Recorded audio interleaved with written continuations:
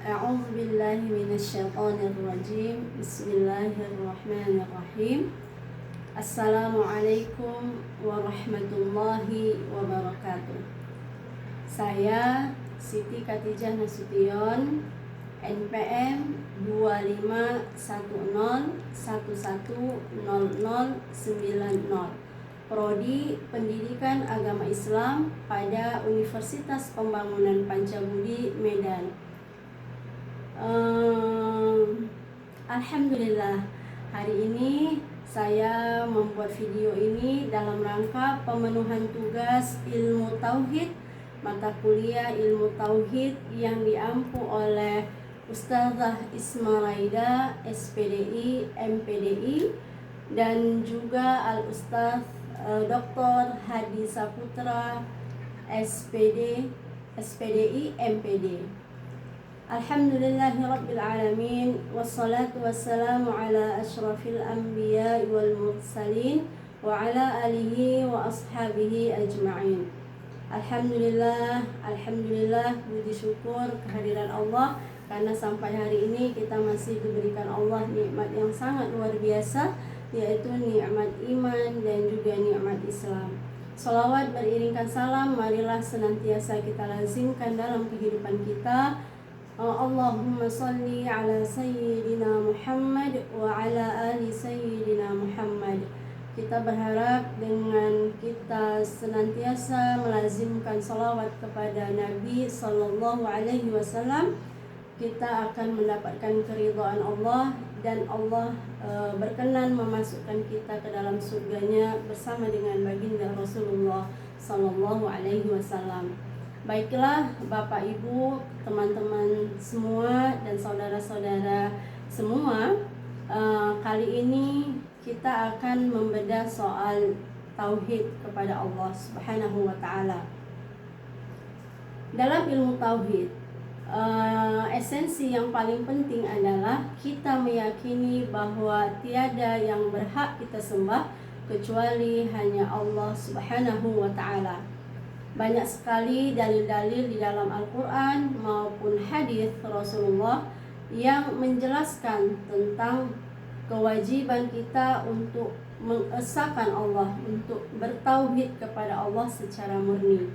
Salah satu dalil yang menjadi fondasi dalam tauhid kita sebagai seorang muslim tertera dalam surah Thaha ayat 14.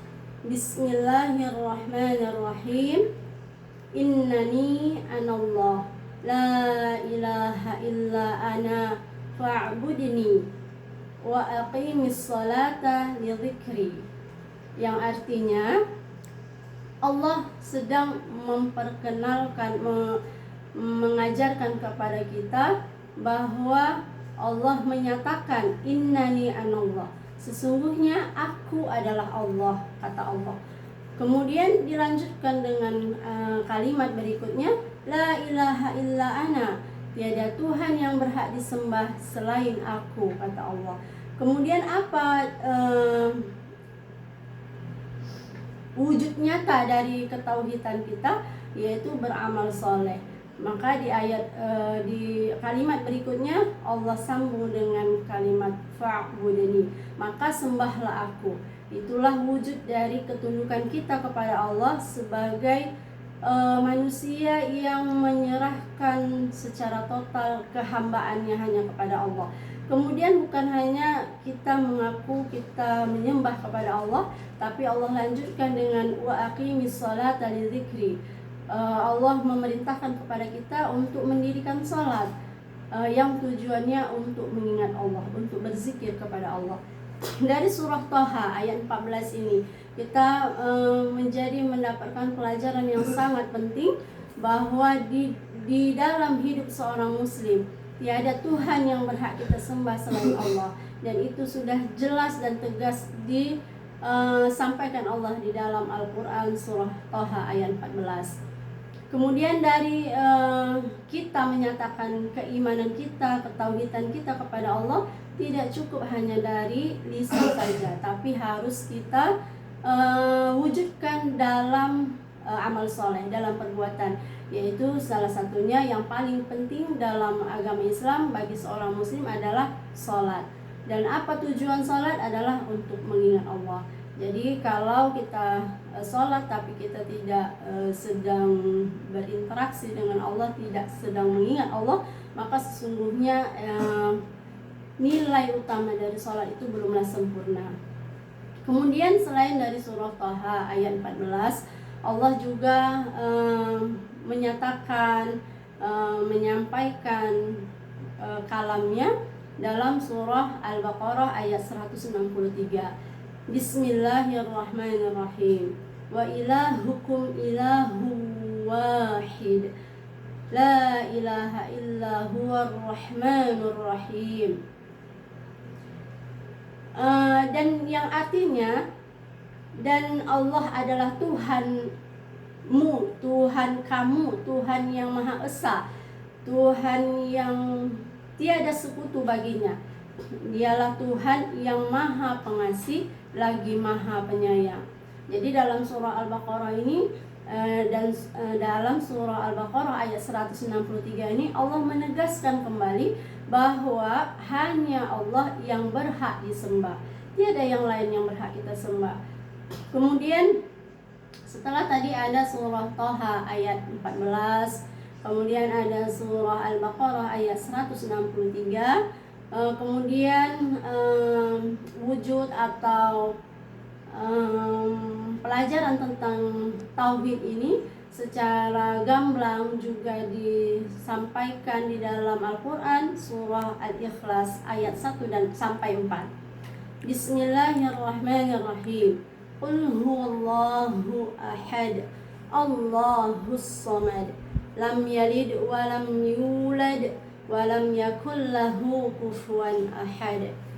Yang artinya, dan katakanlah Muhammad bahwa Allah lah Tuhan yang Esa, Allahus Samad, Allah lah tempat meminta segala sesuatu. Lam yalid wa lam yulad, Allah tidak beranak dan tidak juga diperanakkan. Walam yakul lahu kufuwan ahad, dan tiada yang setara dengan Allah. Jadi tiada satupun yang setara dengan Allah. Dalam surah Al-Ikhlas ayat 1 sampai 4 ini kita mendapat pengajaran yang sangat luar biasa, bahwa kalau kita mengesahkan, mentauhidkan Allah, maka tiada yang berhak kita sembah, tiada yang berhak mendapat penghambaan dari kita kecuali hanya kepada Allah. Kemudian dalam surah Al-Ikhlas ini Allah juga menyatakan bahwa kalau kita meminta hanya kepada Allah, Allah lah tempat untuk meminta segala sesuatu. Dan kemudian Allah menegaskan keesaannya bahwa Allah tidak beranak dan tidak pula diperanakkan. Di ujung surah Al-Ikhlas Allah tutup dengan walam yakul lahu kufuwan ahad, dan tiada yang setara dengannya. Jadi tiada sesuatu pun di dunia ini maupun di alam semesta ini yang setara dengan Allah. Kemudian kita dapat mengambil pelajaran dari ketiga surah Al-Quran ini tentang betapa Allah telah mengajarkan kepada kita secara jelas dan lugas, secara jelas dan terperinci, bahwa Allah lah zat yang esa, zat yang berhak disembah tanpa sekutu baginya. Kemudian kalau kita ingat dalam surah Luqman ayat 13, Allah juga mengabarkan kepada kita di dalam Al-Quran tentang pesan Luqman kepada anaknya. Yang Luqman berkata, ya bunayya la tusyrik billah, inna syirka la zulmun azim. Allah berfirman pada surah Luqman ini, Allah mau mengabarkan kepada kita, mengajarkan kepada kita, merekam tentang nasihat Luqman kepada anaknya. Apa nasihat Luqman kepada anaknya? Bukan wahai anak-anakku, carilah uang sebanyak-banyaknya, wahai anak-anakku, berlomba-lombalah dalam mengumpulkan harta. Bukan itu. tetapi yang menjadi nasihat Luqman yang itu direkam oleh Allah Subhanahu wa taala adalah la ya bunayya la tusyrik billah. Wahai anakku, janganlah sekutukan Allah, janganlah syirik kepada Allah. Kenapa? Karena syirik adalah hal yang sangat besar dosanya di dalam agama Islam. Kemudian di dalam surah Luqman ayat 13 ini kita juga memahami bahwa syirik kepada Allah itu adalah kezaliman yang sangat besar. Inna syirka la zulmun azim. Sesungguhnya syirik kepada Allah itu adalah kezaliman yang sangat besar.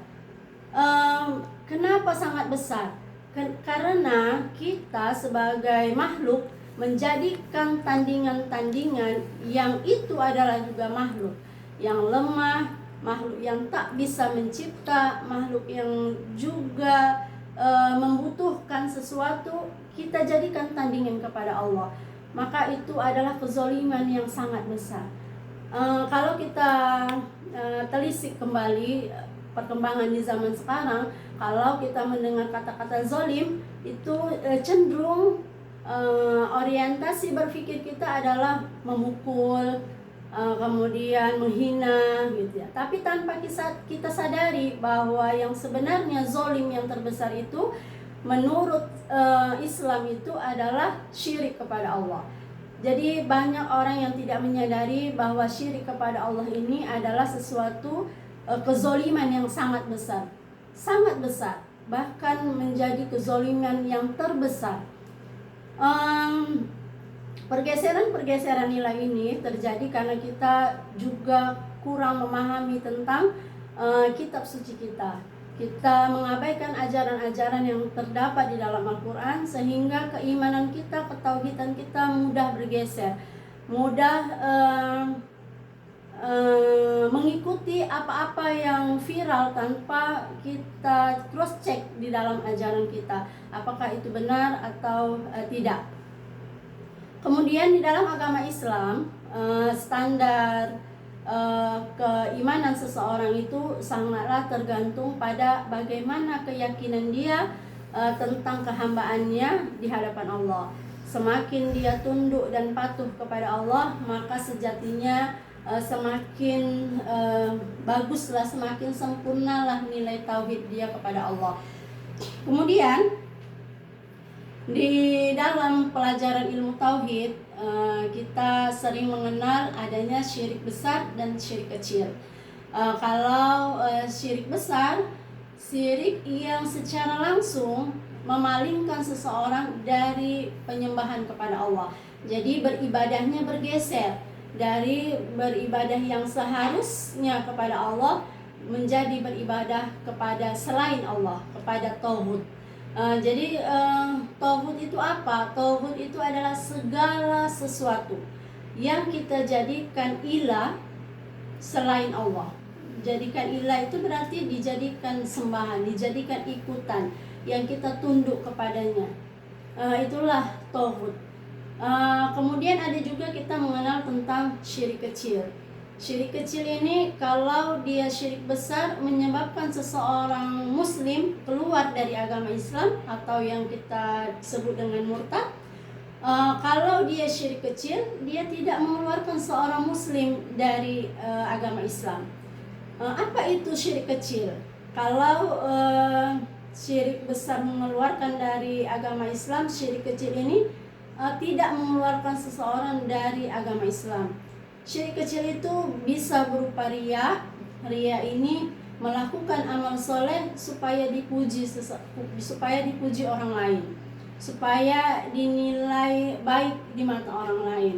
Artinya dia beribadah bersemangat dikala ramai-ramai, dikala banyak orang yang melihat, tapi dikala dia bersendirian, dikala tiada orang yang melihatnya, dia beramal suka-suka, tidak seperti sesempurna dia melaksanakan ibadah di depan orang ramai.